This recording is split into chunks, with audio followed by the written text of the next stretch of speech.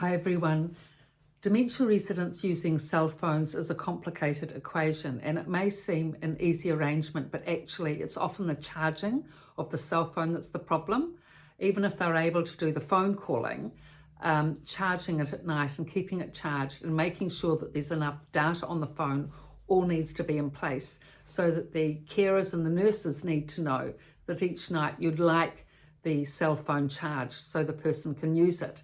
But still, even when they've got use of the phone, often it can be, 20, 30 phone calls a day that you're receiving from the cell phone, which can be very stressful for relatives. So really a lot of the time, the best equation is the regular phone call every night, set time, set arrangement, staff know about it, and then that person gets to reliably connect with you each day. But if the person can manage the cell phone and they're not overusing it, it's a great respite, fantastic.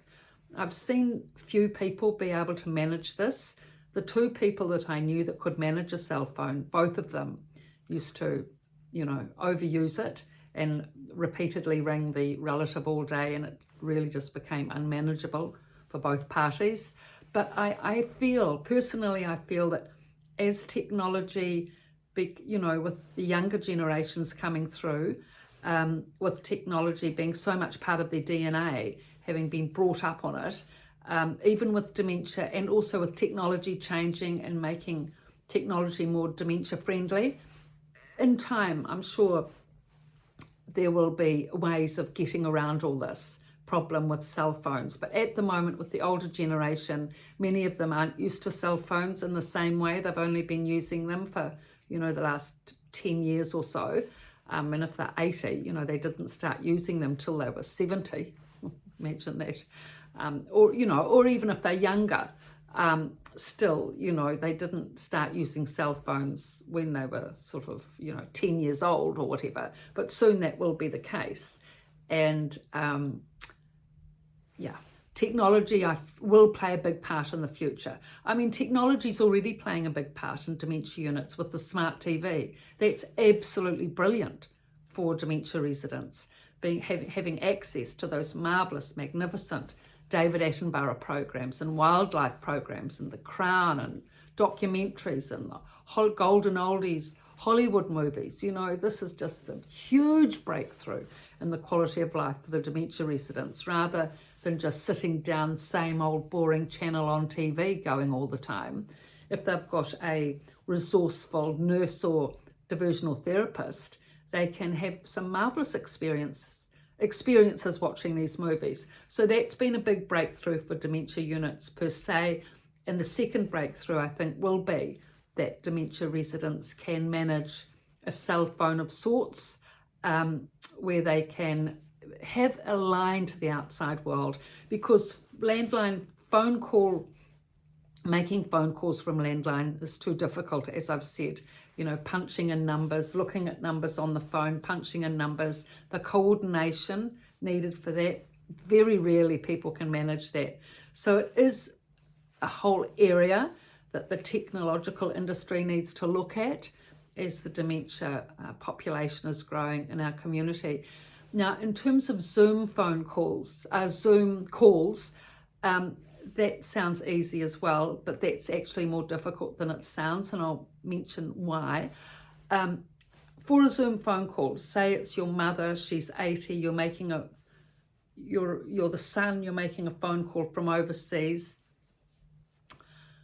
Not to expect that the staff can support this right through the phone call. They're too busy. They might be able to set up the phone, but then you really need someone with your mother throughout the phone call, because she could get distracted. She's not used to Zoom phone calls. She's not used to looking at a screen.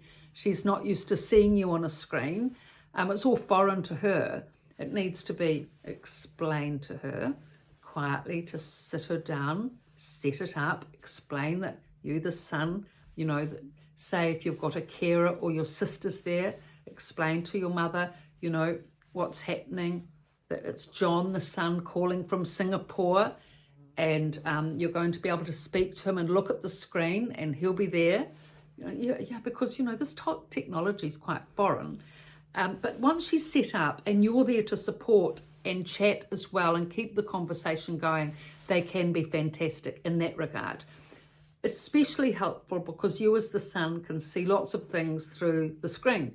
You can see if your mother is looking happy or not, whether she's depressed or not, whether her hair's been done, does she need a haircut, does she need some new clothes. You can ask your sister or the carer, is her wardrobe set up, does she need new shoes, just all the things, you know, in terms of good quality care for your mother. Any extras, any treats, perfume, lipstick, etc. Does she need it? And no doubt, if you're the wealthy son in Singapore, you can send through the funds, and your sister hopefully is happy to, you know, go and purchase them. And so through a Zoom call, all of this can be covered, and you can communicate with your mother as well. And if you're a regular Zoom caller with her, then of course she'll get used to it, more likely, and warm up to it. But if it's just a random Zoom call, you know, one off here and there, you know, it's pretty difficult for her to be able to connect, warm up, and be connected with it. So that's the story on cell phones. Hopefully, I know now that people with, you know, people with dementia are able to use their cell phones to educate others in the dementia community. Those with dementia, with cell phone technology and TikTok, are educating others in the dementia community about their dementia experience. Now that is amazing, isn't it? Having dementia, even fairly advanced dementia, they are able to educate others in their TikTok community about the dementia experience and what is helpful in terms of supporting the person with dementia. Now that is totally and utterly brilliant. Now I've witnessed this and I've seen this, and it's remarkable that you know, the sacrifice and effort and hard work that these people with dementia, these young people with dementia, what they're doing, how they're helping, how they're educating the dementia community on their experience, and on a good day being able to reiterate and classify, discuss, and make clear to others the dementia experience is a remarkable way of learning and an incredible way of using technology, and brilliant both for the community that they're serving and for themselves to be able to keep their cognitive skills going through technology is wonderful.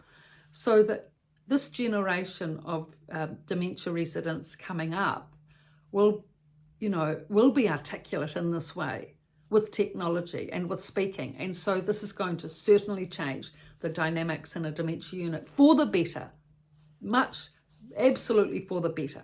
So that rather than people being distressed trying to, you know, make a phone call or use their cell phone or communicate with the outside world, if they already have their friend, their iPhone friend with them, and they're able to communicate with the outside world through that, then they're not dependent on having to wait for an overloaded charge nurse to maybe get one phone call out a day if you're lucky. So imagine the stress that will save, enormous amount of stress that will save for the dementia resident, and improve their quality of life so much more than what they've got now. So in this way, this is very hopeful for the future. And I'm sure technology will pick up on this, you know. Of course they will, because the dementia units and dementia community is increasing, and people that are involved in technology will be getting dementia at some point. So they'll want, or some people will, so they'll be wanting to have user-friendly technology for themselves as well as, you know, their friends and family. So in this way, we can expect positive things for the dementia community in the future. So there are positive things. There is light within the darkness with dementia in this regard. So that's fantastic. So I've written these two books, The Resident's Voice and The Resident's Rise, both from a dementia unit, with all this material in here. Thank you for your likes and new subscriptions on YouTube. Thank you very much. I really appreciate these subscriptions, and please subscribe if you're interested in this channel and pass on links. Thank you.